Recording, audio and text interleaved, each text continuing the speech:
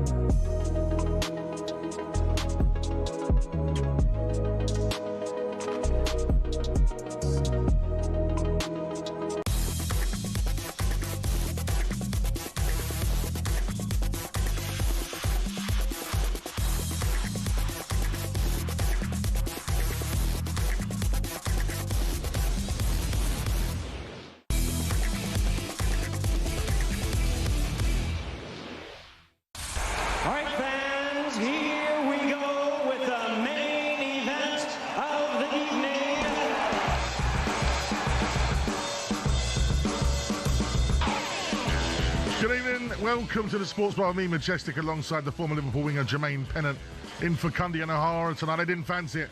Got a bottle of jobs, those two. Another huge night of European football on the talkSPORT network. Nottingham Forest are on fire under Sean Dyche. I've modelled my beard on him lately. Unbeaten in 5 and only starting to look better. What is the ceiling for this side? Could Dyche bring them back to what we saw last season? And JP, Crystal Palace lose again against Strasbourg. Should they be walking this Conference League? They are sat in 18th place. They moaned about not being in the Europa League. They're 18th in the conference. Simon Jordan, we've got a little picture here of you tonight, mate. You're a turd. Elsewhere, Aston Villa ease past Young Boys in the early kickoff. Moline looks like he's ready to lead the line. Should Ollie Watkins be worried? Only 1 goal in 17 appearances. We'll be putting a Chelsea fan and an Arsenal fan head-to-head in our feature, The Scars Are Off, ahead of the big one this Sunday. And there's a huge weekend. You've heard the boxing gloves are off. It's all about the British boxing this weekend. We get into it with our mate Spencer Oliver. Get involved. We can't do the show without you. 03717 22 334. And a reminder, you can now watch us live on YouTube and Smart TV. This is the Sports Bar on talkSPORT. Right, that's right. It's me, Majestic, and JP in for Cundy and O'Hara. So before the regulars are like, oh, where are the boys? Has anyone seen Simon Jordan? Your boys took one hell of a beating. JP's in. We need a Simon Jordan mask. Grow up, you child. I've got to give Cundy props. The masks are just phenomenal. He must be so hot in them, though. He must be spending a fortune. Is he is. expensing it? I hope he is. Crystal Palace. Doing so good. Everyone's waxing lyrical about how Palace are doing at the moment. Oliver Glasner, top manager. I'll tell you what, 18th. 18th in the Conference League. Not the Europa League. Not the Europa, the Conference. So us Spurs fans get loads of seats for Europa League. Who cares? Who cares about winning that? This is the Conference one. I actually, West Ham won that. I actually put them the favourites to go and win this competition. They're supposed to be walking it. Yeah, but they are 18th. That's terrible. Bad. 03717 22 334. We want to hear from Palace fans, Forest fans. What do you reckon of Dyche? He's come in, changed things round. Brilliant, isn't he? Absolutely love Dyche. Friend of ours here at talkSPORT. Brilliant manager, doing bits. And Villa, bit of a spicy, fiery affair at Villa Park earlier on today, but they got the job done 2-1. Now they should be looking to win that Europa League. Yeah, I think that's a bit of them. Top manager in Europe as well. They've got the Prem teams are looking strong. I think they're going to be. What about Glasgow Rangers? Ibrox. Glasgow Rangers. 10 men struggling to beat 10 men. It's no good. It just doesn't get bad for them, does it? No. I feel for them. Let's go over to Tom, who's a Palace fan. He joins us on the Sports Bar. Tom, listen, you're lucky it's not Cundy and O'Hara, mate, because we'll be a little bit easier on you. How are you? Listen, mate, I'm good. I'm annoyed, but also, like, your little intro there on Palace. Like, come on, guys, come on. We lost to Larnaca. That was a bad defeat. Tonight was always going to be our most difficult game. And don't get me wrong, I'm not here to defend us. We missed 3 gilt-edged chances. Here we go. Come out already. 18. It's the Conference League, Tom. You beat. I know, but look, I want to make. You won the FA Cup. What's going on? Yeah, but hold on a minute. Hold on. Our squad depth tonight is massively exposed. Right, we took Gay off at half time. Can you honestly? That thing's doing my head in. Can you? But yeah, no. Look, we took Gay off at half time. He's been injured. And that was always the plan, but we looked exposed when he come off the pitch. And the amount of games we've got in December, this was always going to happen. We didn't do any business. Tom, you've got the same points as Jasinski. Who was Listen, not Thomas. Majestic, you've got a bit of fun. You're a Spurs fan, right? I'm not sure. Mate, we won the Europa League. You're 18th in the conference. I'm having O'Hara's fun tonight because we won the Europa League. You've got the same points as Zrinski. They're called HSK Zrinski Mostar from the Bosnian Herzegovina. You've got University in front of you. University. You've got Drita in front of you. You've got Jagiellona. Sigma, right there, drum and bass group. Louisiana. We've got about 10 fit players. Cut us some slack. Hang about. Drita, Drita from Kosovo. Drita from Kosovo are 3rd in the Kosovan League and they're 8th in the Conference League. They got 2 more points than you. Tom, it's bad, isn't it? It's not good. Just outside Montreuil. Even Simon Jordan don't know where it is. Tom, you want to get back to the... 9 goals in 2 games. Just a reminder, mate. Just a reminder. Stay in your lane, mate. Come on. Listen, you're lucky it's the Premier League again this weekend. Frustrating tonight. All jokes aside, we had 3. We hit the post. We hit the bar. I know. Wharton's one in the bar, man. It was an open goal. Which one? The one when he hits in the first half, early doors. Yeah, smash it on the bar. One he should have scored. Wharton's one was a tough one because it was on his wrong foot and on the half volley. But we had 3 chances. You can't miss those chances in Europe away from home and expect to win games. You know that. Well, bang on. That's it. You have to take those chances, even if you nick a 1-0. I'm not. All jokes aside, the violin. It's on us tonight. But yeah, no. I think you're a bit harsher. Look, that table is tight. Come on, we need to win our last 2 games. The Larnaca one has screwed us, but. Yeah, the squad depth. This was always going to happen, and we've got loads of games in December, and I worry about us. So yeah, frustrated tonight. But what did you boys think? I thought it was going to be a Palace win. You're solid. So good in the Premier League, sitting 5th in the Premier League. 5th in the French League. They're no mugs. Yeah, but sitting 5th in the Premier League, you wouldn't expect to be sitting 18th in the Conference League. Like we've mentioned a few teams there. Never heard of them in my life. Until I've just read them. Strasbourg we lost to an airport in Cyprus. When you think of Larnaca, you think of Iron Upper, the good old days. You don't think about them beating Palace. Brilliant stuff, Tom. Thank you very much, Tom. No worries. A Palace fan there. We're just looking at some of those teams that are ahead of Crystal Palace in the Conference League. Who's Sigma? Sigma and drum and bass group, isn't they? That's Cam and Joe. You said Louisiana, you called them. Looks like Lasagna. Where are they from? 9th in the Swiss League. Brilliant. There's some teams in that Conference League. Who's Jagiellona? Jagiellonia. I don't even know who they are. They're sitting 9th in the conference. Oh, yeah, they're Polish. They're 2nd in the Polish League. 2nd in the Polish. Jagiellona by Lostok. Okay. Oh, wow. Brilliant stuff. 03717 23344. Just because Cundy and O'Hara, it doesn't mean you're not getting it. You're not safe. No you're not safe. Let's go over to Jez the Villa fan there, trying to see the screen. How are you, Jez? Very well, Majestic. Yourself? Thank you. You're going to be better than Palace, who are 18th in the Conference League. You lot are doing all right in Europe, and rightly so. Well, it's difficult for me to comment on that because Palace have always had one over us in recent seasons, so they've been playing well Premier League. But yeah, but you're third. You're 3rd in Europa League. Yeah, but they're always going to have a challenge, though. Palace were very quickly. Squad size again, isn't it? Will Hughes off today injured. Gay going off at half-time, maybe because of the weekend, but past Christmas, I think they're gonna have a big challenge, and they should qualify. But it's like it's squad size. We know it in Europe, and there's no prisoners out there either. I was laughing my head off when you mentioned those sides as well. But going back to Villa Park tonight, Marlin up front. He's got to start ahead of Watkins now. 6 goals in 17 games and an assist. It's not a good return. I think he's had 5 out in the last 6 for club and country as well. He's quick. He's hard-working. Apparently he's training very well. Changes tonight. Sancho, I think he's going to go. And it looks like, I don't know what's going on with Harvey Elliott, but when we look at the likes of Cassard coming in, with Sancho and not giving Elliott a chance. I mean, what has he played? A maximum of 5 games, the majority of those off the bench since he's been with us. It's a bit confusing, but Emery, I'm not on the touchline in training. I'm not taking the players. I don't know what's going on there.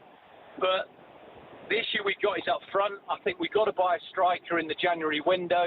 Goes without saying, but for the minute, I think you've got to start Marlin up front. He's on fire at the moment. Yeah, well, when you've got Ollie Watkins, who scored 1 goal in 17 appearances, then you probably got to look elsewhere. And obviously, Marlin starting up front today, scored again, and rightly so, he's deserving the opportunity to be your main focal point at the minute. Yeah, it's interesting. Disappointed with with the crowd trouble. That was pretty tasty actually. Martin got hit after celebrating, and the police had to go in with batons in the end. So that was really disappointing. A bit of a throwback to the late 80s, really. Yeah, unfortunately, when a lot of those sides come to England, they want to prove a point for some reason. Brilliant call. Thank you very much, Jez.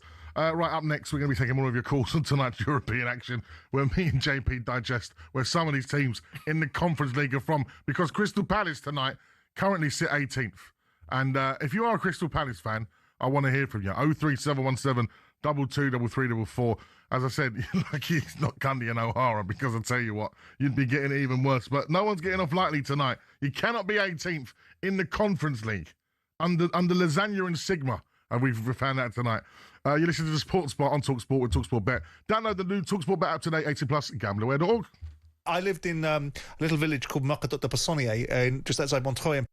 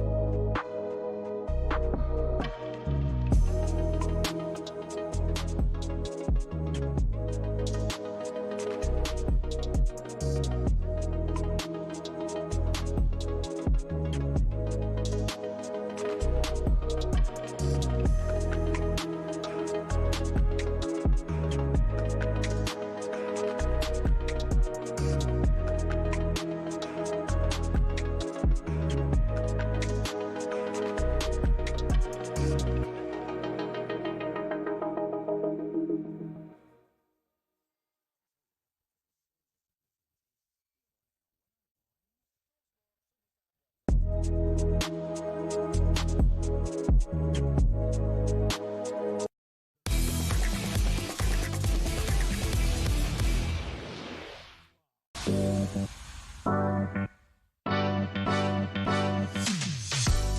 evening, this is the Sports Bar on talkSPORT with me, Majestic, alongside Jermaine Pennant. A reminder that talkSPORT is now on your smart TV. Just grab the app on Android TV and Google TV, or even on Prime Video. talkSPORT live on your screen as well as your speakers. Still to come, we'll be putting two fans head-to-head in our feature, The Scarves Are Off. But first, it's been a huge night of European action. Palace flop again in the Conference League. Have Villa found their new number 9, and Forest and Sean Dyche smash Malmo 3-0. Let's see how that one sounded right here on talkSPORT.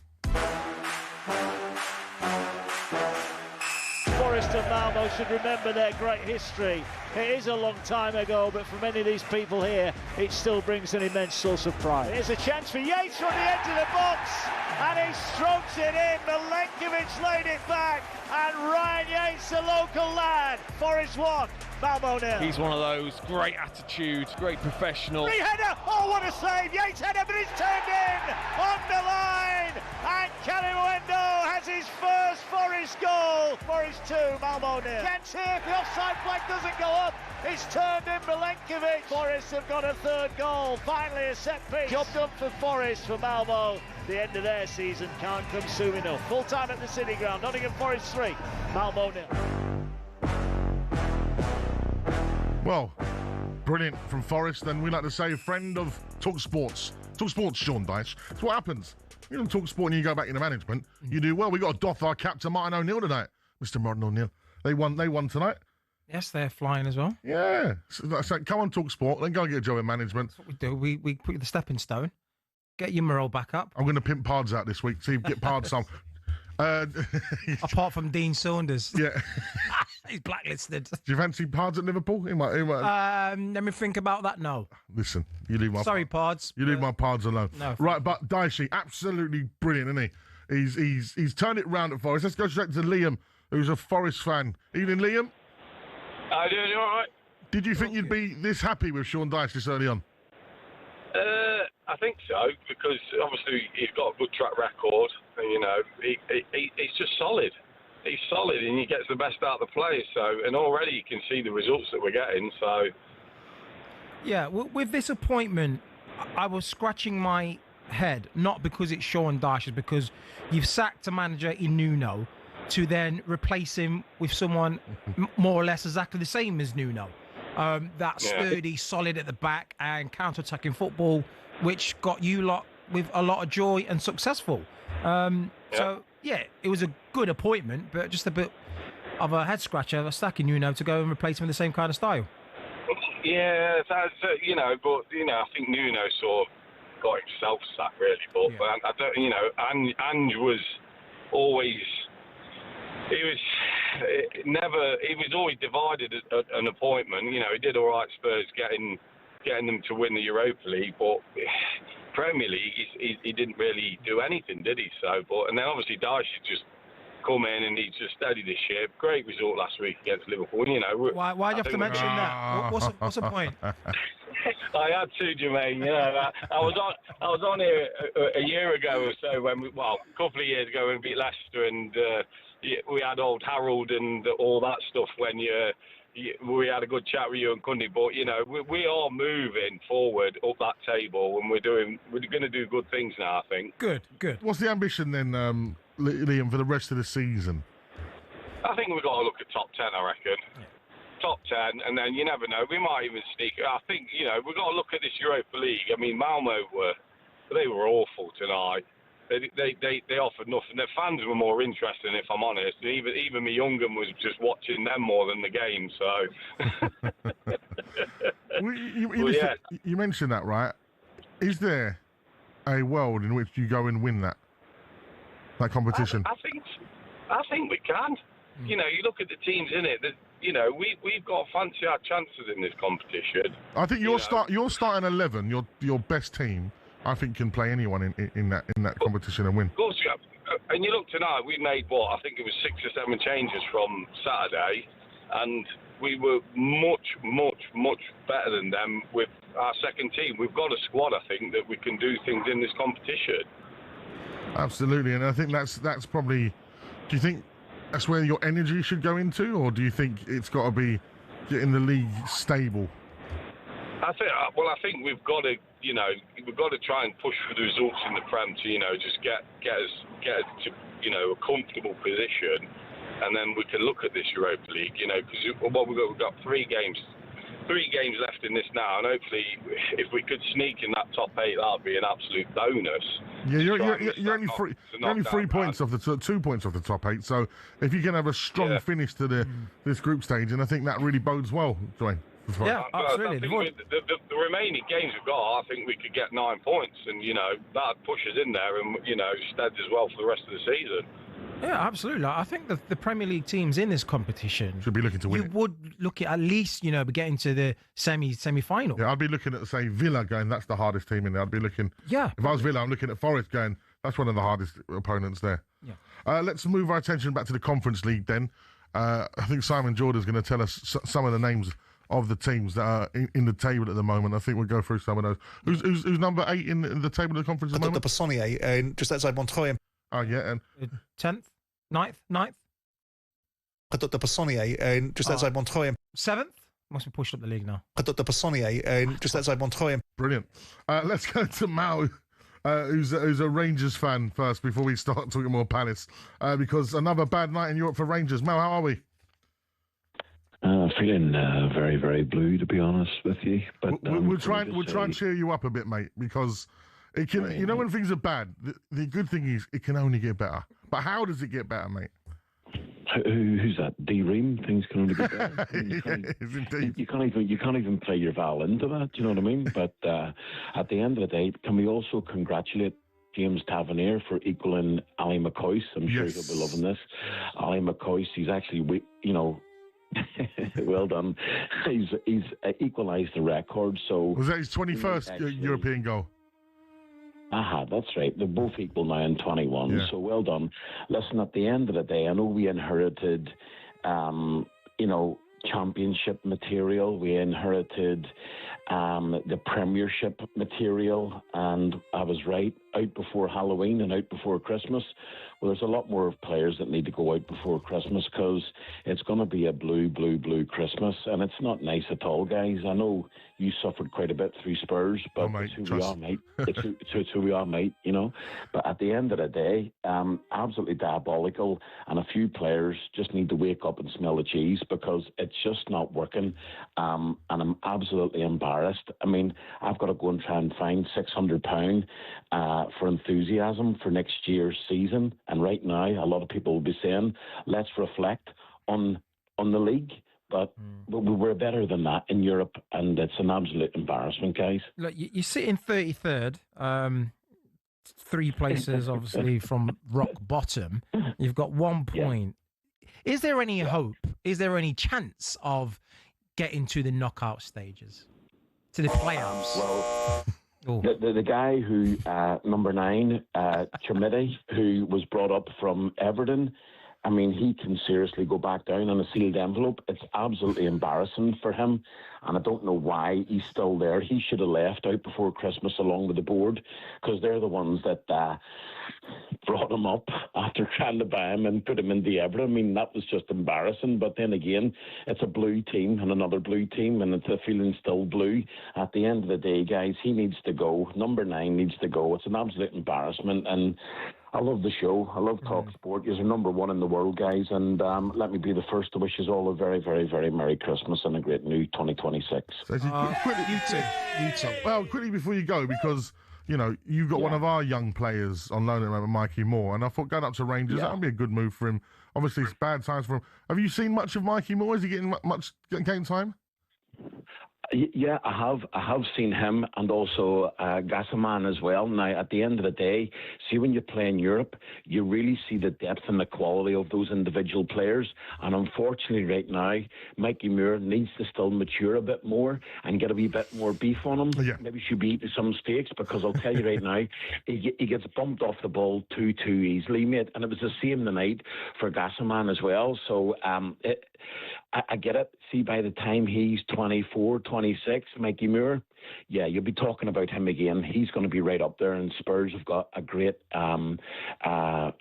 interest in holding on to him for future years to come, because he has got that potential, more potential than I've ever seen in any Rangers player as we speak right now. Brilliant. Thank you very much, man. Same to you. Happy Christmas and New Year. First one of the season for me. Let's go to a Celtic fan. If we have Rangers, we have a Celtic fan on. Joe joins us. Evening, Joe.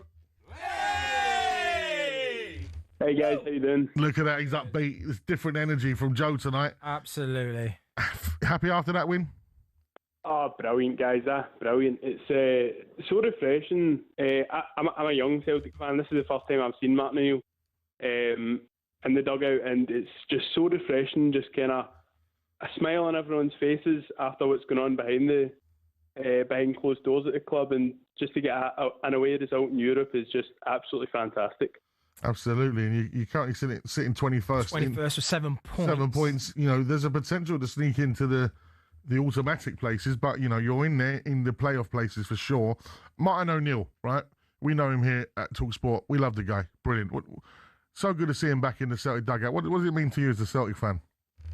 It's amazing, mate. Like, I was born after he'd left Celtic, and obviously all I hear is the stories from Martin O'Neill, but it's amazing to kind of see it firsthand, just what it actually means to the club, and how just a name like that can just totally push us on. And I don't know, it gives a different feel to the club. Just makes us kind of maybe want to put the games on a wee bit more. Just watching his football, it's brilliant. Obviously, as you're saying, 21st in the table now. I think we can push on. We've got tough games against Roma and Bologna coming up, but no, I think we can push on, and I think we can go far in the competition. What's the minimum expectation? Is it playoffs? If you don't get the automatic, it's definitely to get in the playoffs. Yeah, it would be obviously exciting to watch us try and push for that top 8 as it get automatic, but just to get in there, just to see us kind of play some playoff football. So I feel like we were hard done by against Bayern last year in the Champions League, and it shows that we do have character to kind of push on. But no, I'd love to see us kind of play in the playoffs and give it a real go. Absolutely brilliant, cool. Thank you very much, Joe. Yes, Joe. Up next, we want to hear from Crystal Palace fans. 18th in the Conference League. What's going on there? Even Simon Jordan doesn't know where half these teams are from. 03717 223344. You're listening to the Sports Bar on talkSPORT with talkSPORT Bet. Download the new talkSPORT Bet app today. 18 plus, gamblingaware.org. Grow up, you child.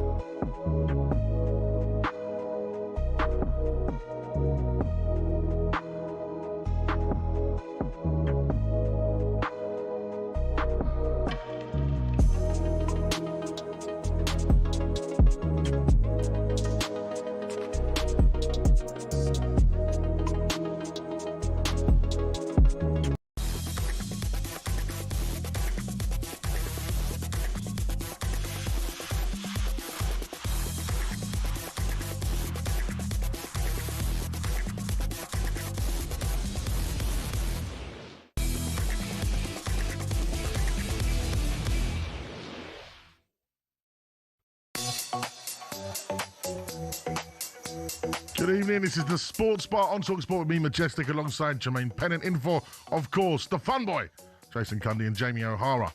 Jamie O'Hara didn't want to be in tonight after Spurs' whooping. Yeah, it doesn't go in when Spurs get whooped, he goes on the missing list. MIA. Yeah.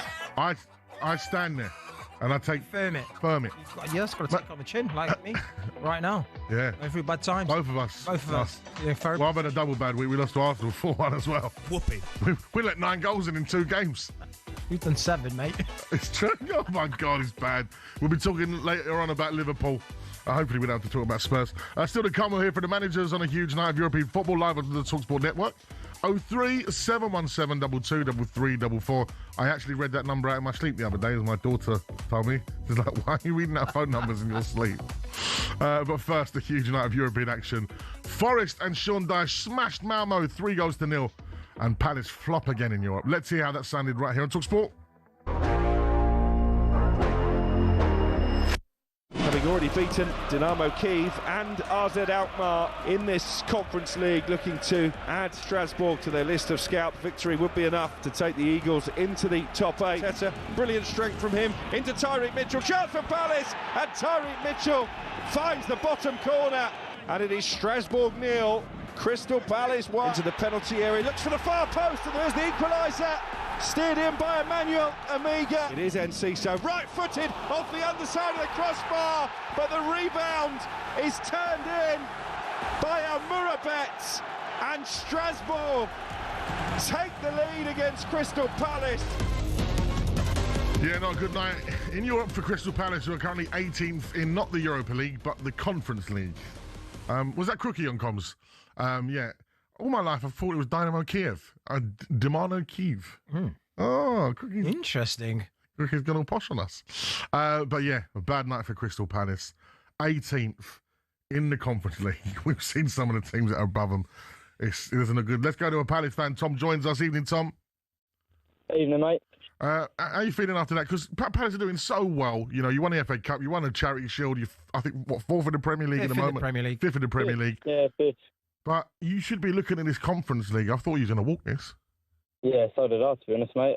You see Chelsea win it, you see West Ham win it, and you think you've got a chance, and then, yeah, come to tonight and we're sitting 18th. It's a bit disappointing, but, I mean, you've got to look at our squad. I mean, we've not got a squad to be playing in 2 competitions, and it's kind of shown, to be honest. We're struggling in one and doing really well in the other, so, yeah, it's kind of all coming to play now. But, do you know, all jokes aside, really and truly, you should have come away from this game winning this game. The Sarr hitting the post of an open goal, goalkeeper going missing, Wharton the same, and it was on the bounce and the volley, hitting the crossbar of an open goal. You know, if those 2 go in, you come away with 3-2 victorious. Yeah, you're right, and I think maybe that's where the good teams separate from the great. Like the big chances are taken, and they capitalise on them opportunities, and that's kind of where we struggle sometimes. Even in the league, you look at when we play, Mateta often has a lot of chances, and we just struggle to put them away. Yeah, quick question. Do you think this competition is going to have an impact on your league form? We've seen it with Newcastle when in the Champions League the first year that it took a lot out of their players, and their Premier League form took a big hit. Yeah, I think if we do end up going through, coming to the end of the season, we will take a hit. But I think, depending, obviously, if we pick it up in the last 2 games of the Conference League, then it will affect our form in the league. But I can't see us going through and managing to stay this consistent in the league as well. The only good thing is you go away to Shelbourne next in the Conference League, who are currently 34th on 1 point. Surely that there, if you don't win that game, mate, you might as well just ask them to exit the competition there and then. Yeah, it's got to be. I don't think they're even a professional side, to be honest. Where is Shelbourne? Shelbourne are Irish. Irish team. Third. Yeah, Good team. We'll be taking thousands out there. I mean, if we don't win that, then it's a real disappointment. And yeah, I agree with you. We may as well just call it a day there. If you don't get a result in Shelbourne, it's Shelbourne, then you host at home Cups. Cups. Cups. I've got to look what league that is. It's Finnish. They're top of the Finnish league, Tom. That's going to be a hard one at Selhurst Park when you've got cups. Well, we've already lost to someone about that standard at Selhurst Park, so... I'll tell you what, they've got a mob down there. They've got 5,000 over there. Good firm. They'll bring them all. Get them all. They've got 2,700 seats at Cups. Mate, honestly. That's more than... That's not as many as Cheslin and Hook. Oh, brilliant. Tom, great call. Thank you very much, Tom. Look, he's a Palace fan. Listen, this is a beautiful thing. The European nights for Palace fans getting in there. Massive season last year. But, you know, as you already mentioned, sometimes going to those European competitions for like, you know, Glasner knows what he's doing in those competitions. But if you've only got a small squad, you've lost Eze as well going into that. It's going to be hard. Yeah, it's I'm not letting them off the hook. No. They've got to go and beat Cups. They've got to be Cups. And after Cups, you've got Noah the Ark. You know, they're going to come with a lot of lions and giraffes. This is brilliant, isn't it? The Conference League is the gift that keeps giving. It's brilliant. Some of these teams in there. I thought the Passonier, just outside Montreuil. Crystal Palace. Love yous. Oh, thanks, Palace. Keeping us entertained. Right, listen. Up next, after Cups, we'll be hearing from the Liverpool gaffer, Arne Slot, who's been speaking today after that shocking whooping. The absolute whooping. For PSV Eindhoven. Mate, Perisic scored. Perisic is still doing bits. I genuinely love that man. Never wanted him to lose, Spurs. Liverpool fans and pennant, when is enough? 03717 223344. There's a tune by Y Tribe called Enough is Enough. It's a garage tune. We'll try and find it. It's Majestic's JP in for O'Hara and Cundy on the Sports Bar. Cups!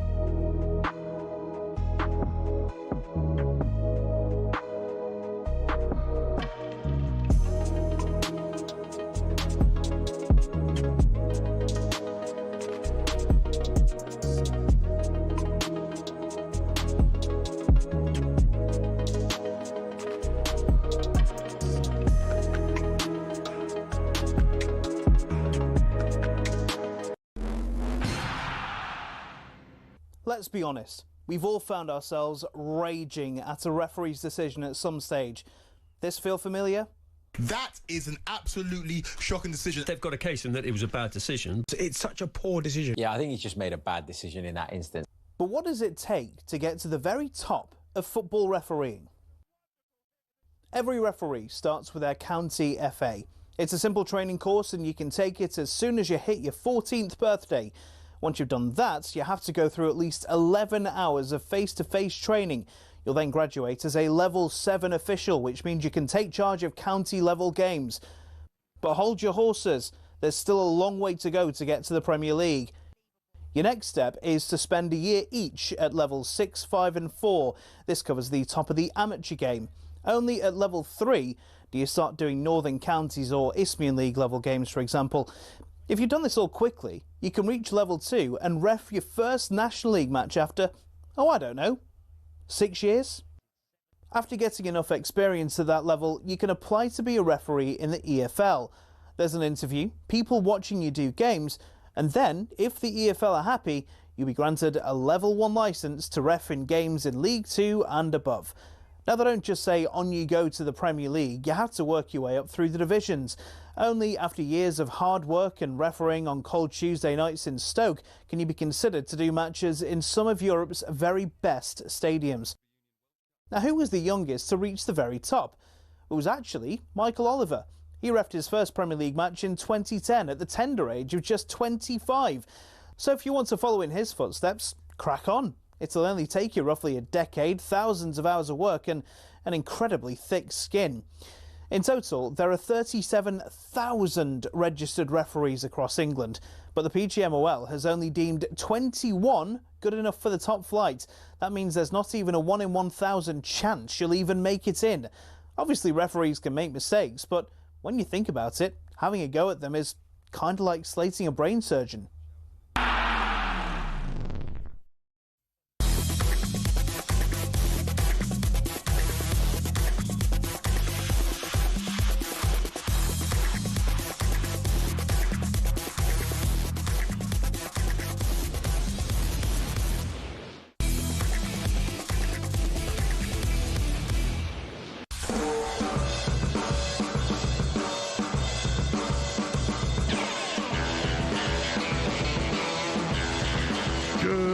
And welcome to the Sports Bar. Me, Majestic, alongside former Liverpool winger Jermaine Pennant in for O'Hara and Cundy.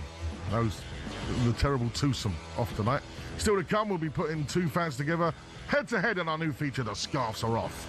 Now let's hear from some of the managers who have spoken to the media today ahead of upcoming Premier League fixtures. Here's Liverpool boss Onslaught, who asked what he could do differently to improve their current situation.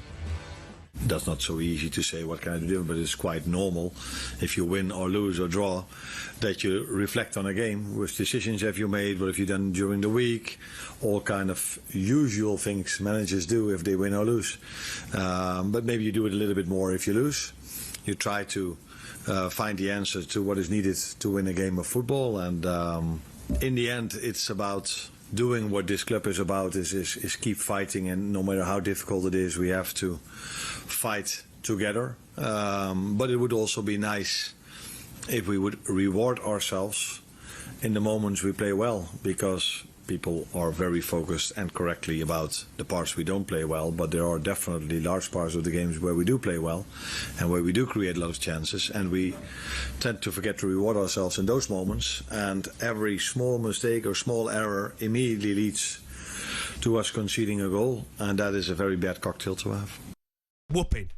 That was the under pressure Liverpool boss Onslaught, who is talking about what is going wrong at Liverpool at the moment. Jermaine Pennant is here.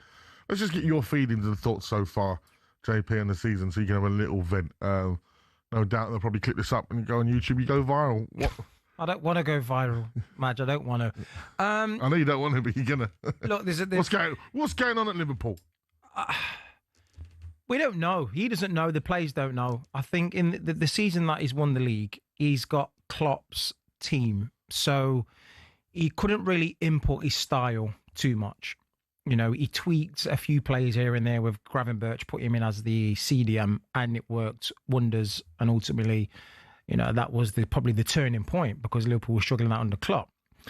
Now, the key players that Klopp had with Jota sadly going, Luis Diaz going, Nunes, they're all players, Klopp's players, his style, his formation. We've had to replace them now, and we've replaced them, but Slot has got a certain style, and it's not working. Yes, it's not getting the best out of the players. Klopp used to press high. He used to be erratic. He used to win the ball quick as possible, high as possible. We used to get the heavy metal football, they called it, didn't they? Yeah, the centre backs will go direct. It will be get to front quick as possible, get in there off, get attackers on it, try and score. There's none of that anymore. We knew that when Slot came in, that he's a little bit more calculated, a little bit more laid back, but it's punishing Liverpool. Teams are getting through so easy. They're getting out of their own box to our midfield just like that. They're attacking our defenders just like that. We can't stop the counter attack at the moment. It's let's not press, but let's all go forward because everyone's putting in low blocks. So let's all try and get as many players up the field as possible to keep them penned in. But when we lose it, let's not win it back. Let's not try and win it back. Let's not try and stop the counter attack. And at the minute, he's just running out of ideas. And he's the commander-in-chief. He's the one who sorts out the formation, sorts out the style, and the players go out and do the job. If the manager told me I'm playing right back, I'm playing right back. Yeah, of course. And so, his instructions, his style, his philosophy at the moment is just not working. And the players are going out there week in, week out on his instructions. Players do not go out there wanting to lose.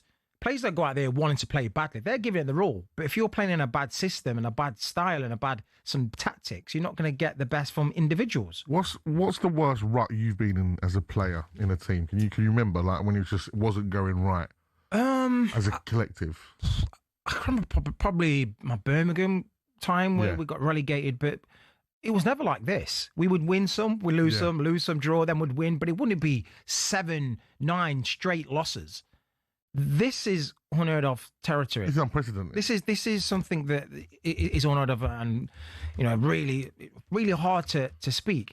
If you look at Ange Postecoglou, when he took over at Forest, he went 7 games on a losing streak and he got sacked. Liverpool are doing exactly the same thing. Lost 7 games straight off, and then 9 out of 12. There comes a point where you've got to think, okay, it's not the players. We've got to look at the manager. Sean Dyche came in to Nottingham Forest with the exact same players as Ange Postecoglou. Not made new signings. A new manager came in, played a system that suits Nottingham Forest. They beat Liverpool. They drew to Manchester United. They've been on a winning streak. They won tonight.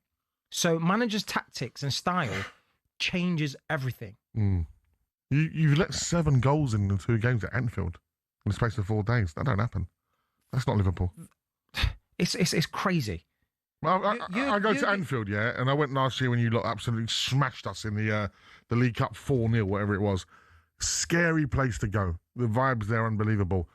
Do you run the risk of losing that Anfield fear that people had once with Old Trafford and that's gone? Yeah. If Liverpool lose that energy that Anfield have, I don't mean the fans won't be as loud as they are, but I'm talking about the fortress, the fear factor of going to Anfield. Well, mate, if you have another bad result there, and Sunderland are the next team that come to Anfield on Wednesday, 3rd of December, a midweek game, those guys are up for it wherever they go. It's going to be hard. We talk about that, the Anfield facts. Listen, that's going to be there. It's too early to say that going because, Well, United have come this season and done you. Yeah. Forest have come and done you. PSV have done you 4-1. It's the fact that teams now are seeing vulnerability. The vulnerability and going, right, do you know what? These guys are not up to speed yet. These guys are way off it. Something's amiss. Right, this is our opportunity. And people are jumping on that. When you get in this losing streak, it's the same as when you win. When you're constantly winning, you get in a habit of every time you go out there, you just think you can't do wrong. But when you're in the opposite side of that, when the shoe's on the other foot and you're losing, every goal is like, oh my God. Every everything just goes against you, and you can't seem to just get the rub of the green. So yeah, it's two massive games coming up. West Ham, Sunderland, absolutely huge. Let's speak to Frank. He's a Liverpool fan. He joins us on the Sports Bar. Evening, Frank. Good evening, guys. Great show tonight. Jermaine, yeah, I'm going to be straight out with you. You know what? I remember a few years ago, I was on the radio station speaking to Jason Cundy and Andy Goldstein when I wanted Klopp sacked. I come out and said, we need to sign a goalkeeper and a centre-half, and we did. Klopp signed Alisson and Van Dijk, and it changed the whole... Absolutely. The whole thing. Frank, see that was a key moment in football for me, because as a Spurs fan, I remember beating you lot at Wembley 4-1, and you brought Lovren off at hard time, and that's when Klopp went, you know what? And Liverpool, you got back properly, brought two proper players in, and you went to win the league and the Champions League. And I always make that as like the parallel sliding doors in football. What could have been for Spurs and what Liverpool actually did. Yeah, the problem we've got now is Slot. Since the season started, he hasn't given chances to even like players like Federico Chiesa. Sounds Italian now. I've got Italian blood in me. What a great player he is. Every time he comes on, even Liverpool fans, they sing his praise. Endo. We've got a problem at Liverpool at this present moment. And you know what, I'm going to say this. Arne Slot has lost the plot. He signed £450 million worth of players. Konate, he hasn't signed a new contract. Since he hasn't signed a new contract, I think Van Dijk is slowing down. Listen, it's a horrible thing to say, slowing down. What, 33? You know what I mean? I'm 54. But as a football player, when you're playing high-intensity football, Salah, don't get me wrong, Salah, I love Salah. What he's done at Liverpool and what he's done in world football, he's been absolutely world class. But sometimes you need to take a little step backwards. Go back to a little bit of basics and understand he inherited Klopp's team when he won the league. He brought these players in because he thought he was going to take them forward. But what he's done, he's got rid of players. He's actually signed players like, I'll give an example, Isaac. I don't know why. We could have gone I do know why. Isaac's a very, very good striker. He's a top striker. We saw what he did for Newcastle. But he's getting starved. He's not getting the service. If you could put any brilliant striker in there, if you're not giving them the ball, if you're not giving them the service for them to feed on... If you have a look at the whole system that they're playing at this present moment, Jermaine, if you have a look at the whole system that they're playing at the moment, even when he has started, there seems to be a lack of, like, I don't know, I can't put my finger on it. It feels like, when you look at the stats... we dominate football. We've got possession. We've got shots on goal. There's something missing, mate. Yeah, do you know what? Just really bring on that point, Frank, and what JB's saying. Isaac touched the ball 14 times in 60 minutes against Forest. Yeah, like you're talking about being starved of. He's starved. But you know what I do see is in Ekitike is he tries to make things happen on himself. I think the right buy for Liverpool was Ekitike. You could have done without Isaac and gone and got Gay. I think he should have been. Listen, guys, I'm with you there 100%. Ekitike, when he hit the ground running from the first game that he played, you could see the quality in him, world-class player. When we got Isaac, obviously for the controversy that's happened with the signing and what's going on between Liverpool and Newcastle, this and the other. Now Isaac, you know what? I feel sorry for him in a certain way because at the end of the day, now the pressure is on him. Now, when you drop a £135 million player from the starting lineup, what does that tell you guys? Well, he's still trying to get up to match speed. But I'm going to touch back on when he was at Newcastle, you saw players like Jacob Murphy, Anthony Gordon being out-and-out wingers, getting the ball, getting the service in the box for Isaac, and he was doing the damage, and that's where he was making his goals and his trademark. Jermaine, at the moment, we are in a situation now at Liverpool where Isaac hasn't hit the ground running. He's come for big money. He's earning big money. And now the pressure is all on him. Now, as a young player, and I'm sure you've been there yourself as a professional footballer. And by the way, I thought, I always regarded you as a great player, gave your heart and soul, the shirt that you've worn for the teams that you play for. But Isaac has come in a position now that Slot can't actually put. It seems like he seems to be overthinking the situation because he doesn't want to drop Salah. He doesn't want to. He's dropping Isaac to play Salah. He doesn't want to. There is a serious situation, and I personally think, and I'm going to be straight with you guys, right tonight. I'm going to say this from the bottom of my heart. I love Liverpool. You never walk alone. It's always been in my heart. But I'll tell you one thing, mate. I think he's got in the next two games between West Ham and Sunderland, and this and the other. If they get battered, I think he'll lose his job. I agree with you. Brilliant call. Thank you very much, Frank, the Liverpool fan. So much to digest there. Up next, we'll hear from the Forest manager, Sean Dyche, after that huge win against Malmo tonight. 03717 22 3344. You listen to the Sports Bar on talkSPORT with talkSPORT Bet.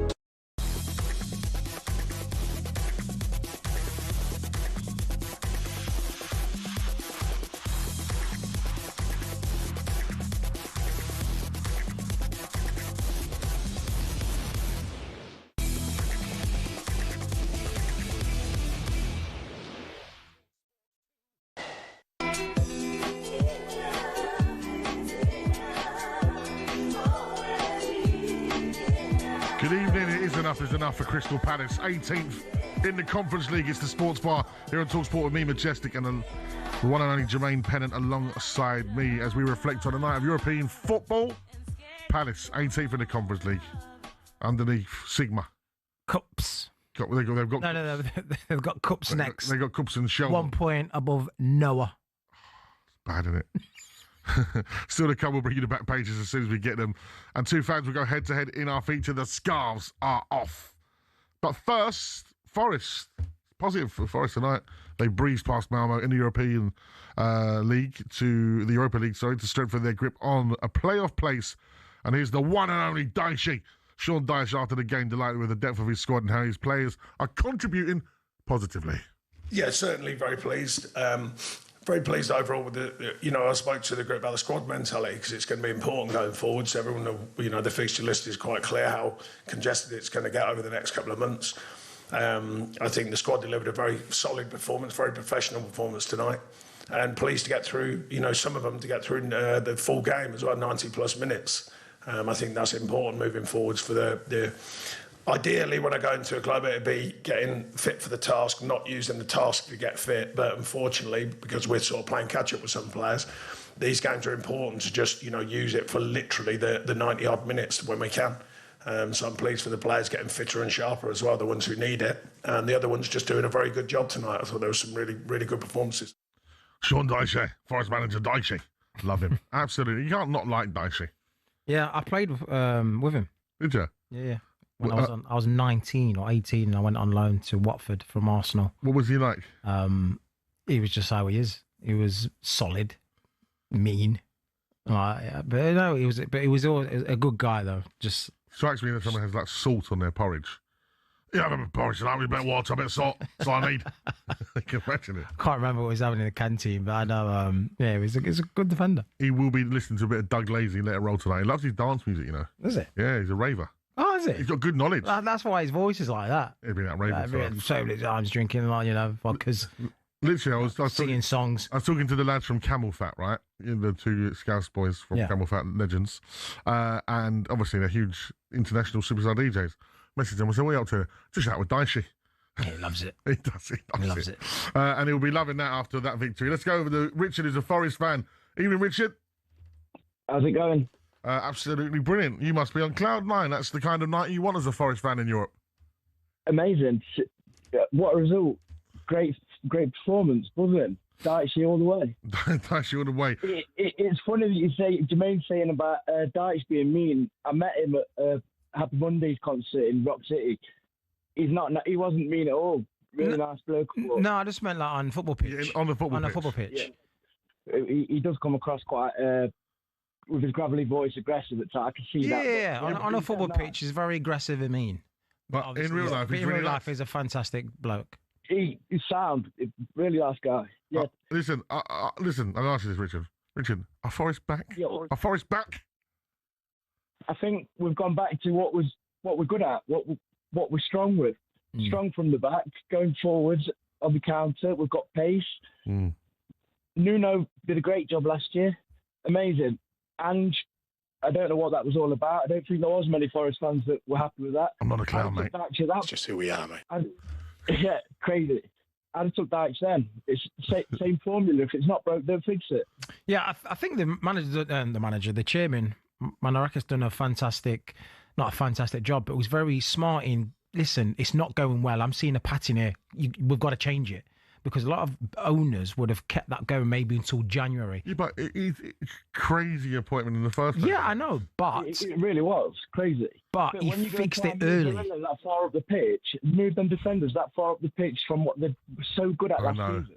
And you were so good at it, like literally one of the best in the league at it. We really were. I just think he probably saw the fact that Ange won the Europa League and thought, I'll have a bit of that. The guy knows how to win, like the trophy. And the chairman's just going to be desperate for that silverware. Because also, not only that is, you win this competition, there's Champions League football for you. It's almost like a jump into it. It's amazing if we win it to get the Champions League, but I'd say we've got a better chance with Dyche than we have with Ange all the way. We're good going forwards, but we've got a solid base to work on. I think we've got a really good chance in the Europa League. No, I've touched on it already. Daishi is just literally, perfect, mate. Carbon copy of Nuno, the kind of style. He's got to be rubbing his hands together to walk in with to that team. The other thing, that was so successful under Nuno. Exactly. Ian Woan and Steve Stone. Dyche is from Nottingham. He started out at Forest under Brian Clough. He knows the club. He knows what Forest are all about, and he's proud to be. He's coming across as being proud to be in that position as the manager of Forest. It helps. Brilliant stuff. Thank you very much, Richard. Richard, the Forest fan there. Forest, happy. They're going to be happy, aren't they? The tricky trees are happy. Yeah. Tell you, happy last night, Chelsea fans. Very happy. I've got one messaging me now, haven't I? MCCKP, garage legend. Said, big up to Jammer. I napper memories. Big up to JP. Oh, wow, that's some flashbacks. Big up to the CKP, the mayor. Right, up next, we're going to be looking ahead to the big one this weekend. As I mentioned, Chelsea. Chelsea host Arsenal on Sunday. On behalf of the whole country, bar Arsenal fans, Chelsea, please. Just please. It's unbearable already. It's unbearable already. Like, they are that good. If they win against Chelsea on Sunday... If they win against Chelsea, I'm switching alliances. I'm going back to North London. Going back? I'm going back. But I'm going to go back. I'm going to go Arsene Wenger. I'm going back North London. I'm going back. I'll tell you what, in the space of a week, battering Spurs, battering Munich, and then beating Chelsea. If they do that, that arch where they're all dancing with the flares and all that kind of stuff, as Mr. O'Hara calls it, cringe FC, that will be crazy. If they beat Chelsea, I'm bringing out my O2 Arsenal jersey and my Sega. Yeah, why not? I'm bringing it out. Get it out. It's all back. It's all back. 0371722 3 before you listen to the Sports Bar on talkSPORT with talkSPORT Bet. Download the new talkSPORT Bet app today. 18+, gamblingaware.org. Come on, Chelsea!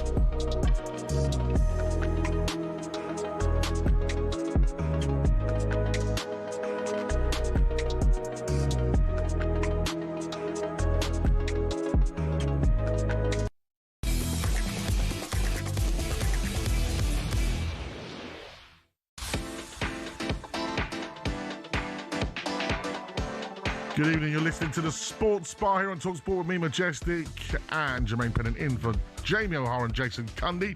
Still to come, we're going to bring you the back pages as soon as we get them. But first, this is brilliant, check this out. Closing this Friday. Don't miss your chance to kick off 2026 by winning an epic trip to Las Vegas. That's right, thanks to our friends at Virgin Hotels Las Vegas. You and your best mate could be flying upper class from London to Vegas, checking into a luxury spa villa for 4 incredible nights at Virgin Hotels Las Vegas. Cheering from the stands as the Las Vegas Raiders take on the Kansas City Chiefs. And to top it all off, you get £5,000 in cash to play with. So clear your calendar from January the 2nd to January the 7th, 2026, because nothing starts a new year like Vegas. Good luck. 21 plus, UK excluding Northern Ireland. For a chance to win, text WIN to 83338. Text at £2 plus standard network rate. Bill payer's permission required. Or call 03434239761. Calls are charged at standard rate. All entries must be received by the 28th of November at 4 p.m. This is a network promotion. Run across talkSPORT, Virgin Radio UK and Talk. Full terms and conditions at talksport.com. Well, my birthday's in January, so if anybody Is it? wins... When? 10th. Oh, mine's 15th. Capricorn crew. Capricorn. Oh, yeah. Yeah, my guy. That's right. my son's is the 14th. Is it? Yeah. That's right. It is Madge, it is JP in the building for the talkSPORT Sports Bar, where Jamie O'Hara and Jason Cundy are not here tonight. But we do have the feature, The Scarves Are Off. There's now a time to take a look at Chelsea versus Arsenal on the weekend.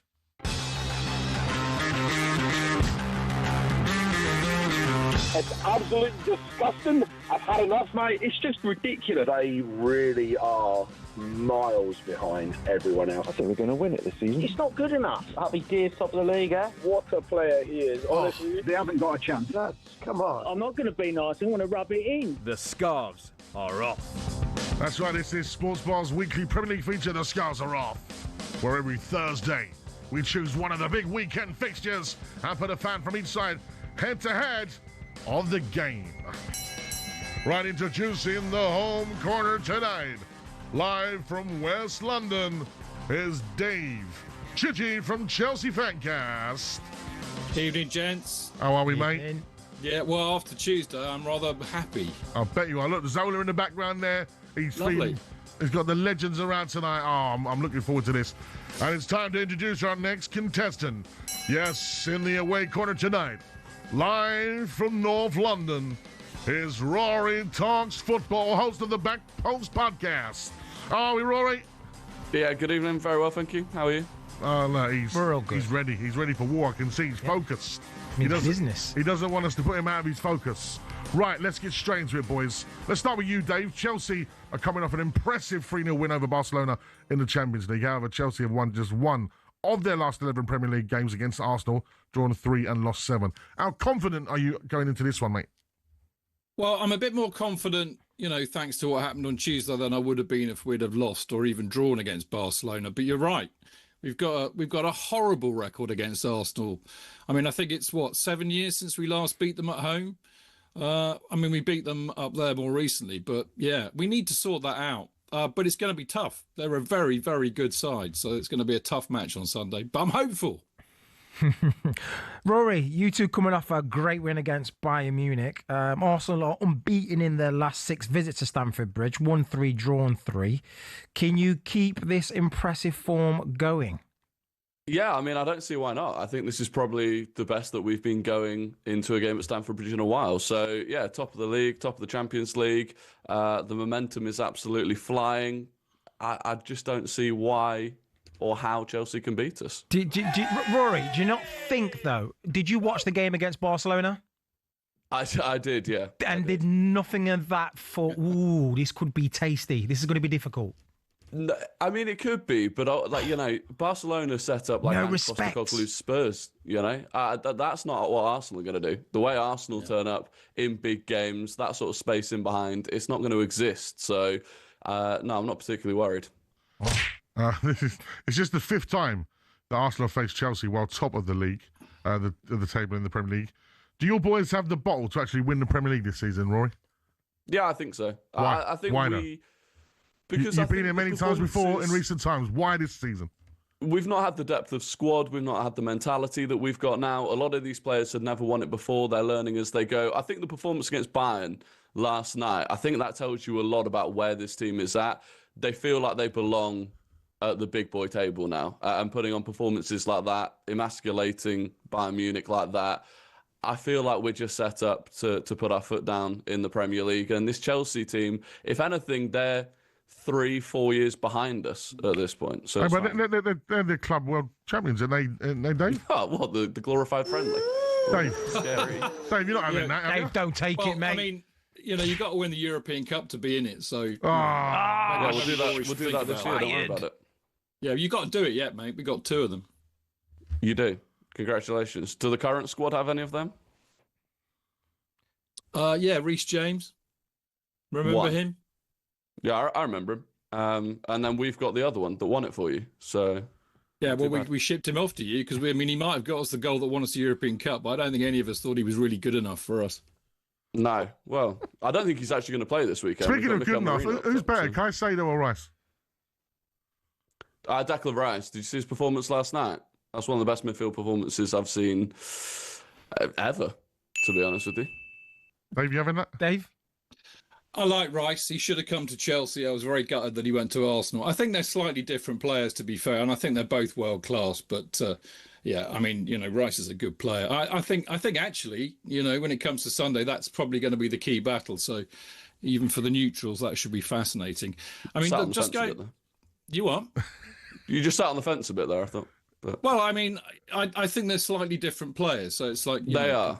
Comparing different things, but they're both very, very good. And I think he's a fantastic player. I'm just looking at Dave's T-shirt. Is that all the European trophies that you've won? Yeah, I thought I'd remind Rory.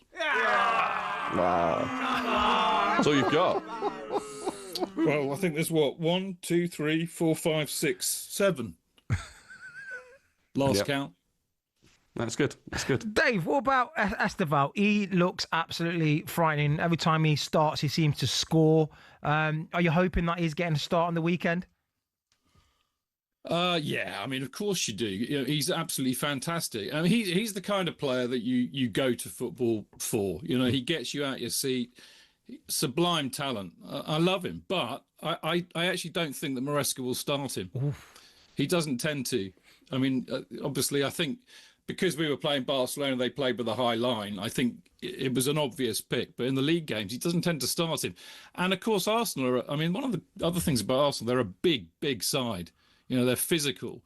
And I think Maresca's been protecting Esteval from playing against big units in the Premier League. So I don't think he'll start. But, I mean, obviously, every Chelsea fan would want to see him start. He's absolutely superb.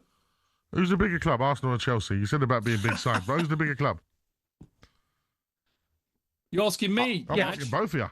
Well, I'm going to say Chelsea, obviously, and Rory's going to say Arsenal. I'm going to say Arsenal. Just walk around London, and you tell me what you see more of. JP? Arsenal.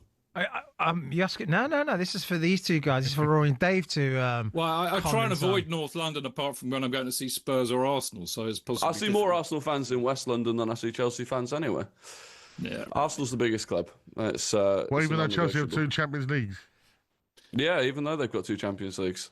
I mean, to be fair to Rory, it's such a ridiculous yardstick to kind of, to sort out. I mean, he's obviously going to say Arsenal. I'm obviously going to say Chelsea. We've got more European trophies. They've got more leagues. I mean, it's daft. I mean, we're Rory, both big clubs. sorry to jump in there. What determines that you're a bigger club than Chelsea? That's my point. Heritage. Our history lasts more than the last 25 years. You go anywhere in the world, you'll see more Arsenal fans than you'll see Chelsea fans. The stadium, Chelsea's still at Stamford Bridge. I just think they've got the European Cups. They do have the European Cups. I think we're going to add our first one this year, hopefully. But outside of that, no, I just think in pretty much every metric you could... That brings me to my next question, Rory, like I said about hopefully this season. Are Arsenal the best team in Europe right now?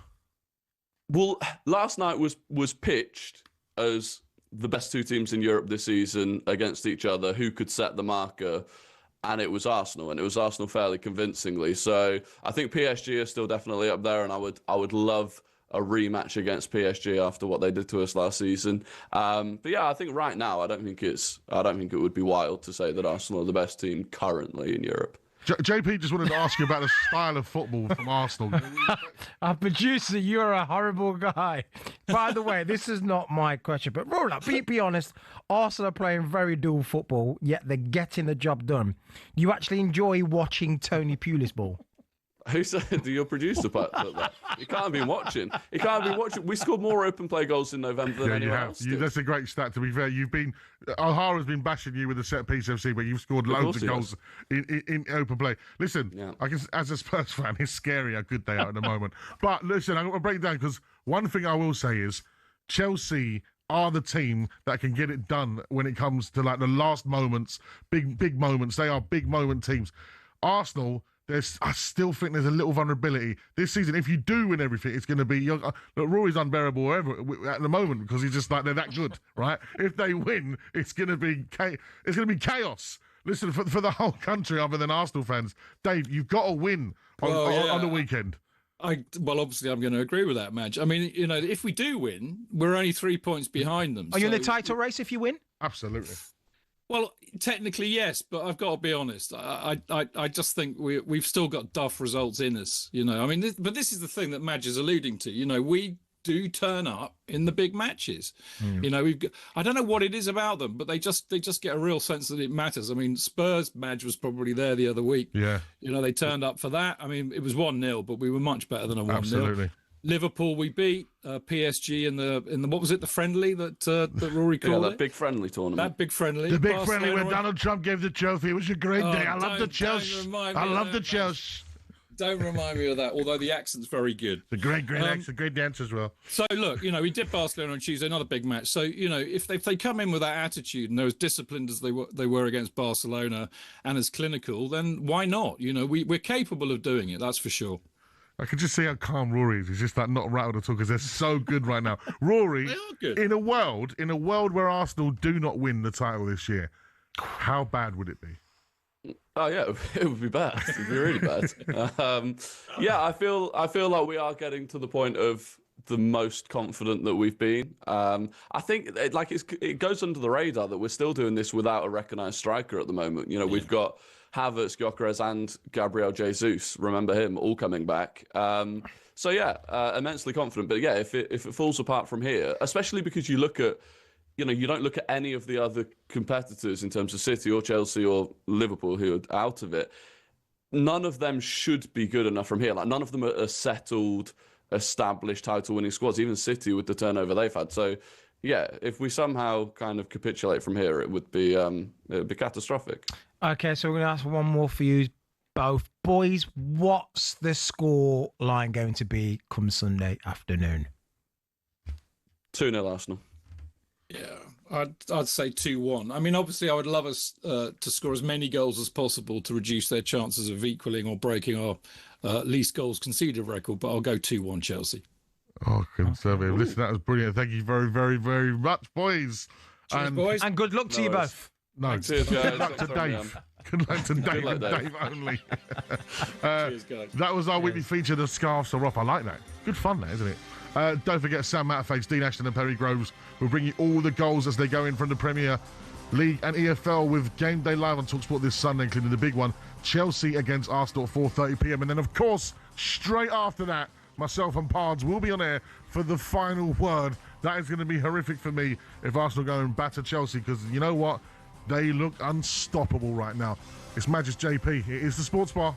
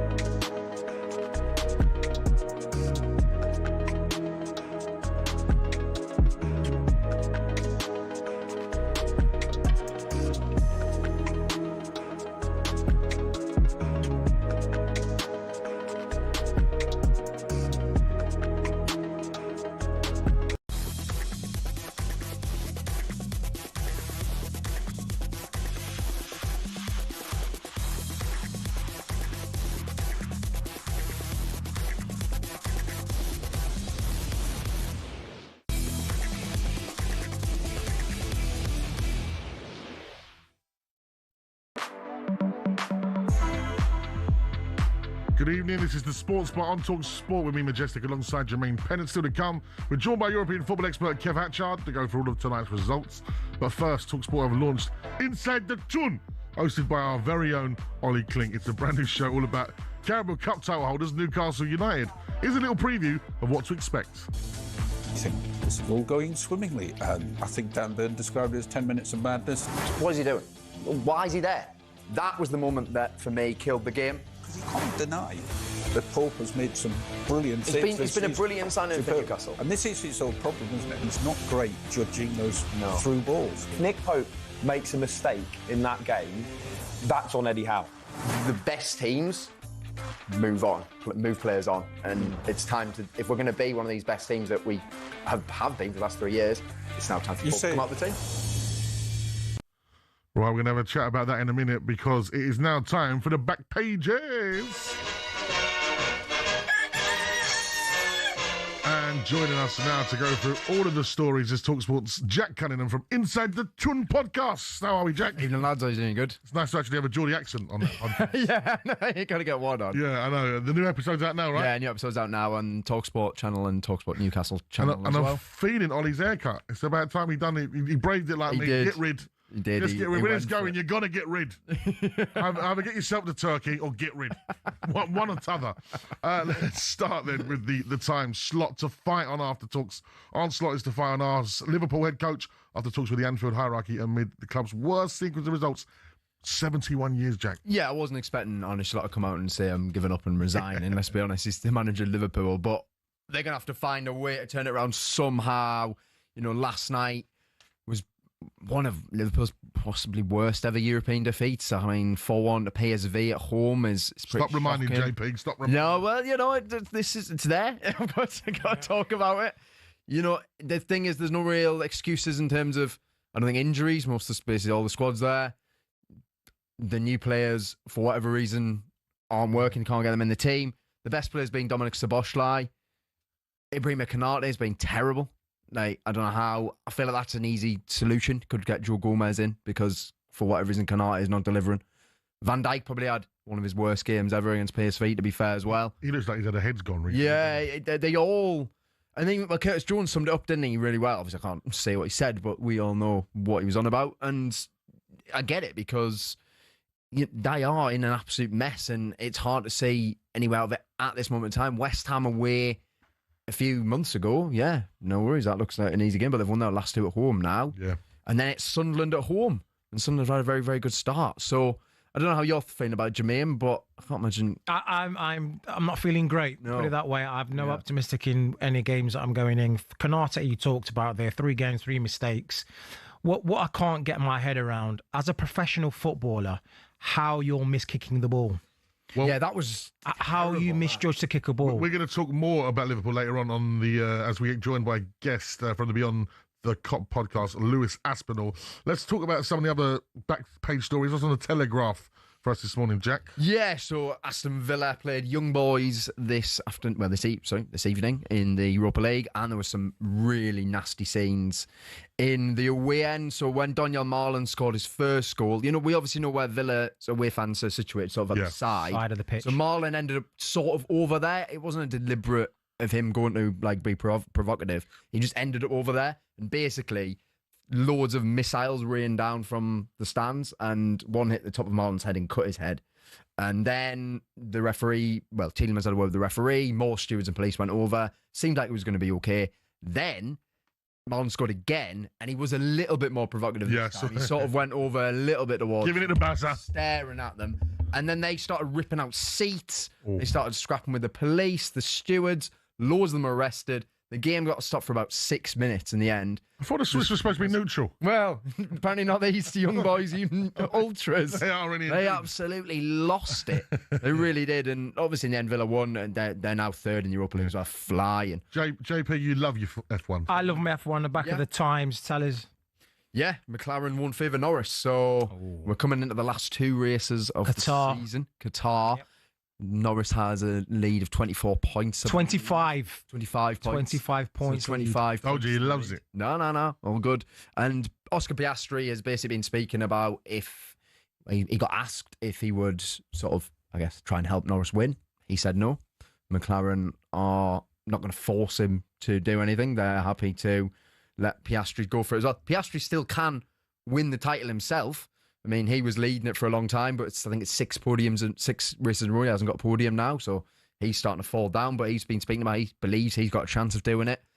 But McLaren aren't going to just hand it to Norris. Norris is going to have to do it himself to get his first world title, and Verstappen's still there. But I'm about to say this, not only is Piastri 25 points, because of that double DNF in Las Vegas, that's now put Verstappen with 25 points, same as Piastri. So Lando Norris has got 2 main competitors right behind him with two races to go. You know, that is really exciting. That's what F1 needs, I think, for sort of like any people who are maybe casual F1 fans. I think you need an exciting title race, and you maybe need a new... We just don't want to see any school degree like the 2021. No, we do not want to see... You're fuming. I'm not over it yet. I'm not over it. 4 years, I'm not over it. I think rightfully so. You know, it was an absolute disgrace, to be fair. It's not the way you want to see it go. Hopefully it's done properly. So hopefully it's done properly. Jack, what else is across the talkSPORT website? Yeah, Anthony should have been sent off tonight. He headbutted a player. So they're both running sort of down the wing, and the player's grabbing him as it sort of he would do, and Anthony just throws the butt in. Totally ignored by VAR. Just he got away with it. We're just spinning round. He got away with it. But did Anthony also get sent off? He got sent off for the weekend. For overhead kick. Yeah. He got sent off for the weekend. Losing his marbles, innit? Yeah. I thought the red... Spinning his All marbles. that spinning round. Don't upstairs any good. I thought the red card of the weekend was a bit harsh. He's going to do another red kick and he ends up just kicking the lad in the face. But today, literally, you need to try and see it because basically they're just running down the wing and the guy's like sort of pulling him a little bit and he just literally throws the nut in on him. He gets away with it. Oh, and that's it. It's ridiculous. Brilliant stuff. Thank you very much, Jack. Always, lads. Right, up next, we'll hear from the legend that is Ainsley Harriott, who was on talkSPORT today. Hello, Jill. If you know about that meme, you know. You're listening to the Sports Bar on talkSPORT, talkSPORT Bet. Download the new talkSPORT Bet app today, 18+, gambleaware.org, and don't forget Inside Tune is out now.